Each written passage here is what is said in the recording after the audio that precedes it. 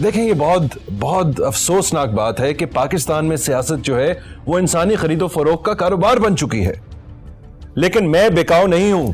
ये तो हर कोई कहता है, अभी नया नया जुनून है।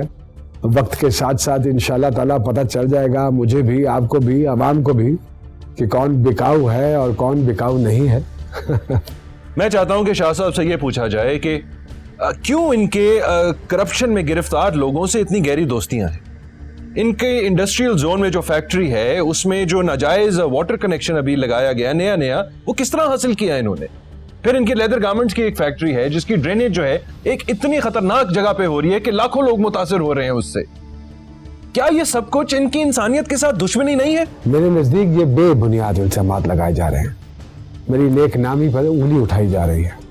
देखिए, सहाफत में आने का मतलब ये हरगिज नहीं होता है कि आप इस तरह टॉक शोज में बैठकर या पब्लिक फोरम पे बैठकर किसी की भी इज्जत को उछालें। देखिए, मैं कोई भी जो बात है वो बेबुनियाद नहीं कर रहा।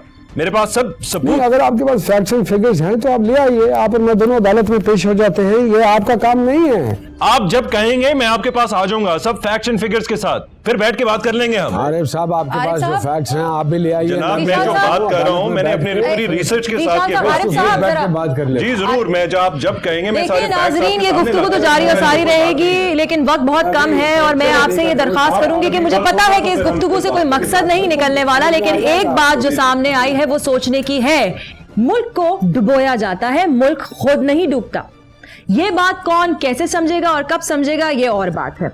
अगले हफ्ते मैं सुमेरा आपके सामने हाजिर होंगी, नए हकाइक से पर्दा उठाऊंगी। तब तक के लिए इजाजत दीजिए। मैं अपने दोनों मोअज़्ज़िज़ मेहमानों से शुक्रिया अदा करती हूँ एक बार फिर कि वो हमारे साथ यहाँ मौजूद रहे।